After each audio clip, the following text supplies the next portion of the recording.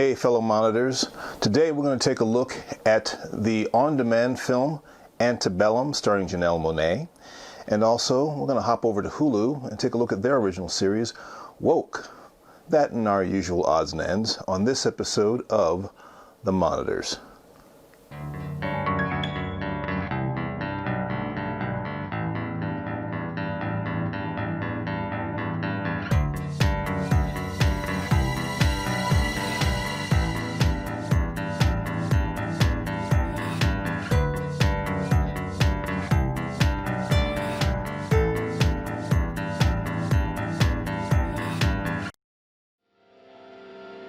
New on demand is the film Antebellum from the writer-director duo Gerard Bush and Christopher Renz. The film stars Janelle Monáe as a prominent black author named Veronica Henley, who one day wakes to find herself in a living nightmare as a plantation slave.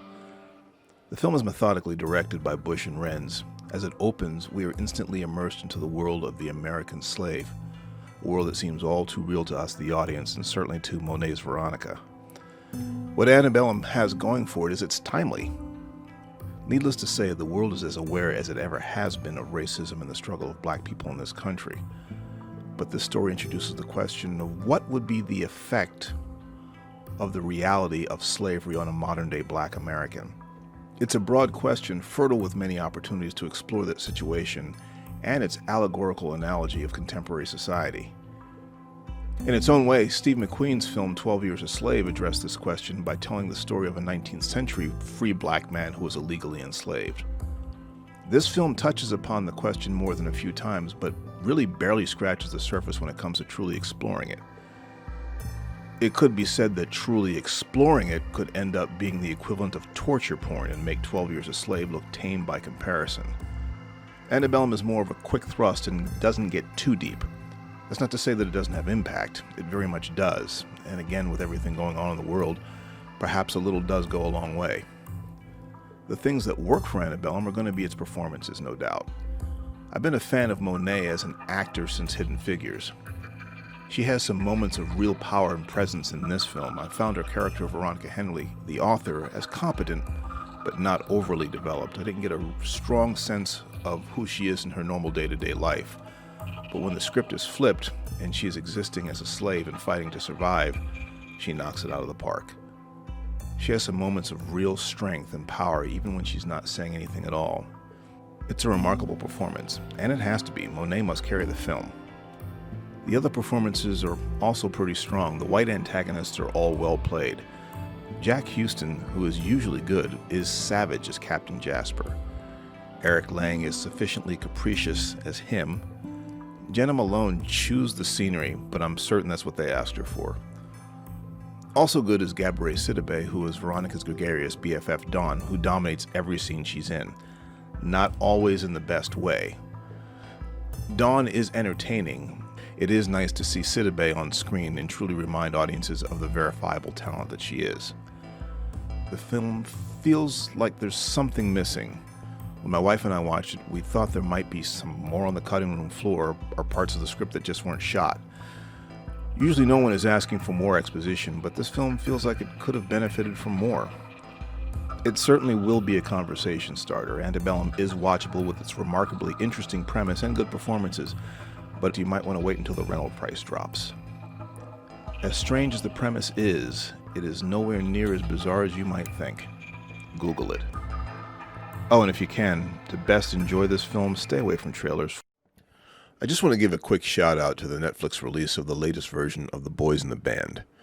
This is the second film treatment for Mark Crowley's controversial 1969 play, which was the first to feature the lives of gay men living in 1969 New York City. The cast is complete with Hollywood and Broadway veterans, including Jim Parsons, Zachary Quinto, Matt Bomer, Anthony Reynolds, Robin DeJesus, Michael Benjamin Washington, Charlie Carver, Tuck Watkins, and Brian Hutchinson, whom I had the privilege of doing a show with over 20 years ago. This production feels very much like a play adapted to film, and I'm sure that's no accident since original playwright Mark Crowley was very much part of this production of Joe Mantello's directed feature.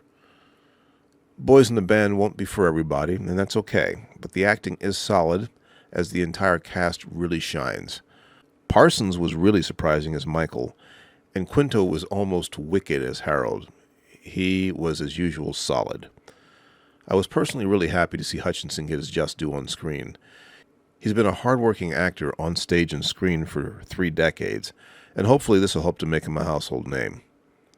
If you're a fan of the stage production or the Friedkin film, check out this remake of Boys in the Band. It is a respectful and well-crafted update.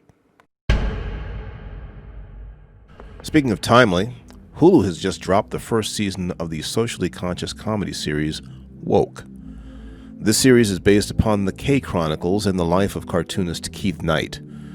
Comedic actor Lamorne Morris, perhaps best known for Winston in The New Girl, and various other film appearances, most recently in Game Night and Bloodshot, plays Keith Knight in the series. Keith Knight is a successful cartoonist, much like his real-life counterpart, and his star is rising with his safe and racially neutral comic strip, Toast and Butter.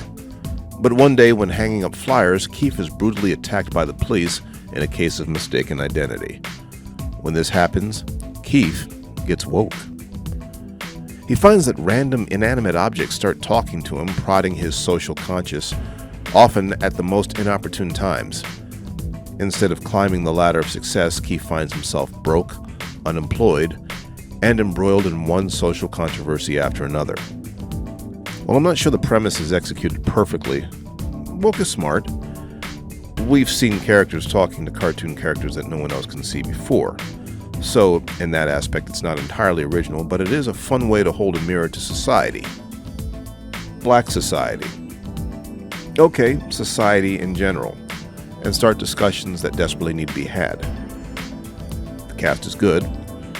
Morris is pitch perfect. He plays Keith Knight with just the right amount of apathy balanced with indignation.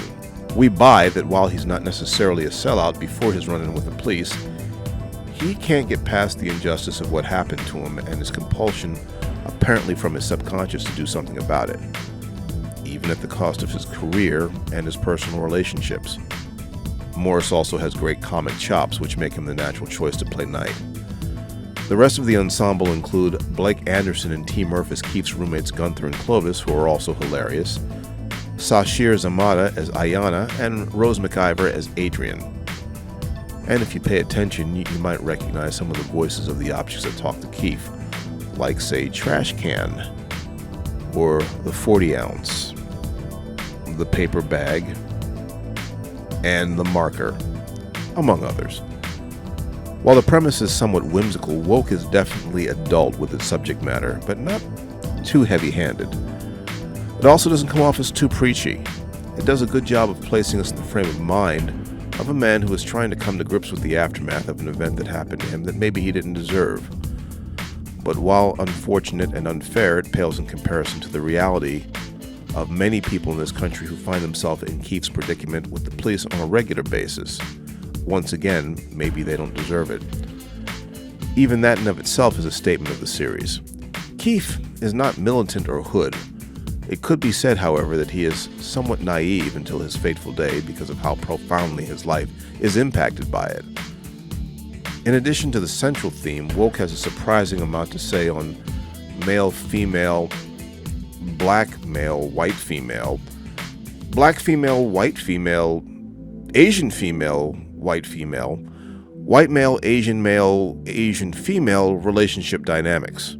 Again, Woke is smart. It's timely. And with all that's happening in 2020 by way of race relations, Woke is a refreshing look at things. Check it out.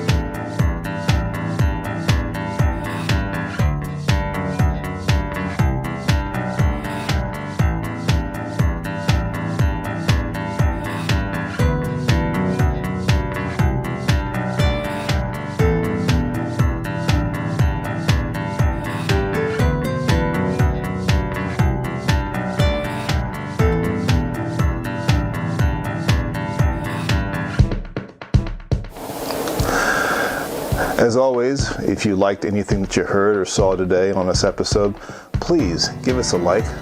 Also, click that subscribe button if you would. Come back and see us for new content. Next time, we're going to take a look at the second season of The Boys, and also the new theatrical release, Save Yourselves. For now, be good to yourselves, be good to each other, and we're out. Peace.